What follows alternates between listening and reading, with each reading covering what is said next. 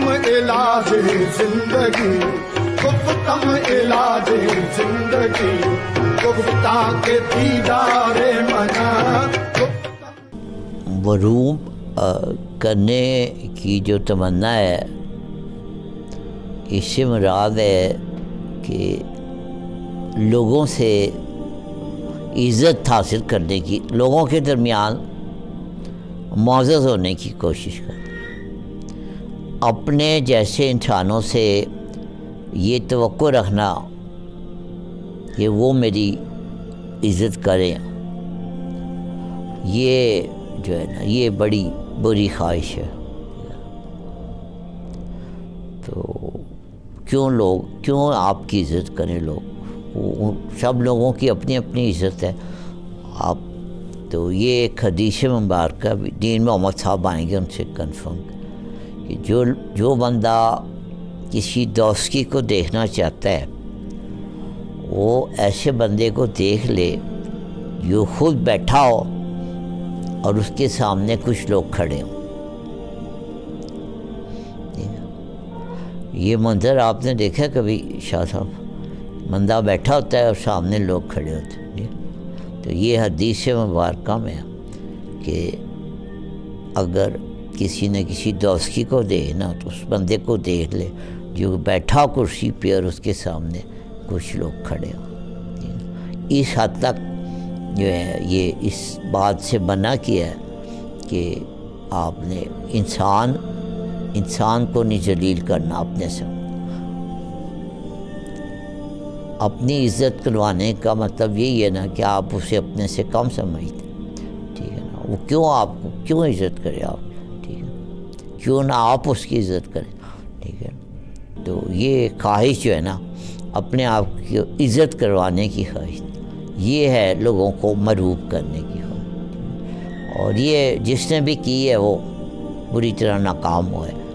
تو لوگ ایسے لوگوں سے دل میں نفرت کرتے ہیں، ٹھیک ہے نا، اور اوپر سے جو ہے نا وہ عزت کر رہے ہوتے ہیں اور انہیں پتہ ہوتا ہے کہ ہم جھوٹی عزت کر رہے ہیں، ٹھیک ہے. تو یہ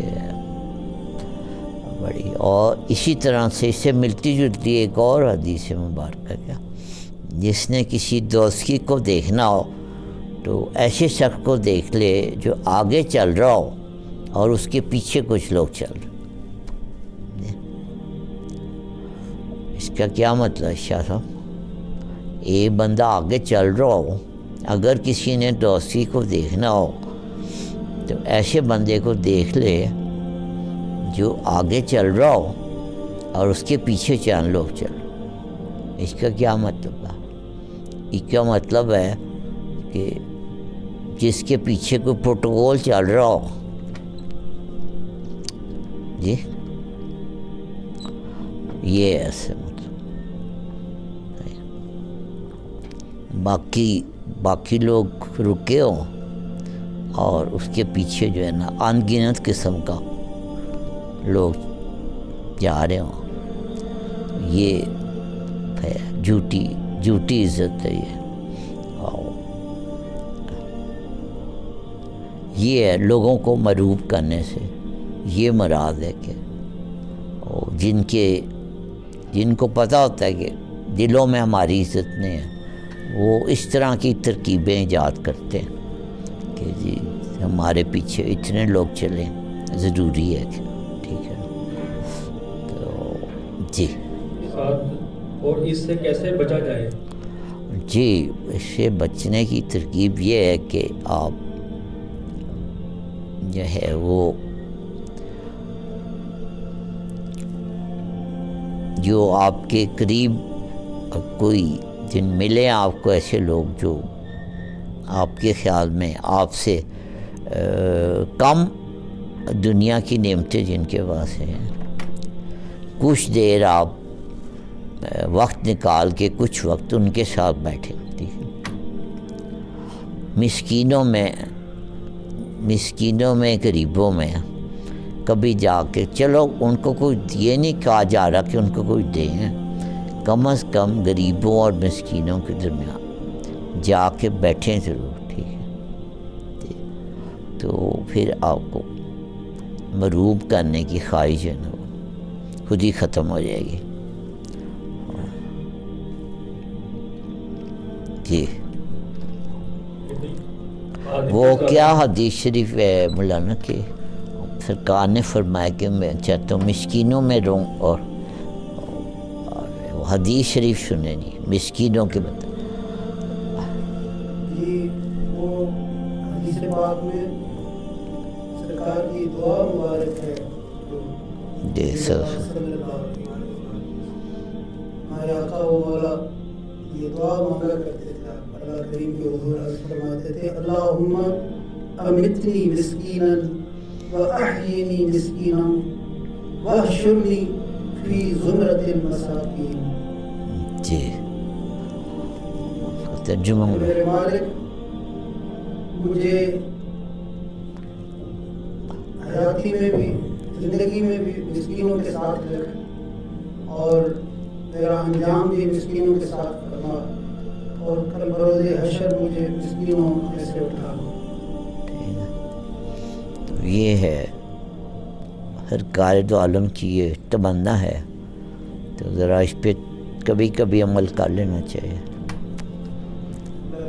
جی جی ابھی جب میں حاضر ہوا تو آپ کے جو آخری جملے سنوایا اس پر وہ اسی سے ریلیٹڈ جی مثنوی شریف مولا روم جی بات ایک ذہن میں آ رہی ہے.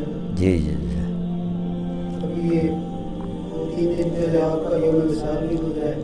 صحیح. جماعت اسلامی مولا روم رحمۃ اللہ علیہ ایک مقام پر مثنوی شریف میں فرماتے ہیں کہ تا توانی بندہ شو سلطان بباش.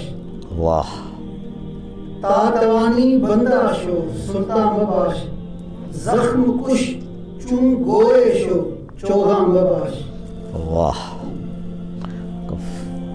جتنا تجھ سے ہو سکے تو یہ کوشش کرنا کہ تو بندہ بن کے رہے.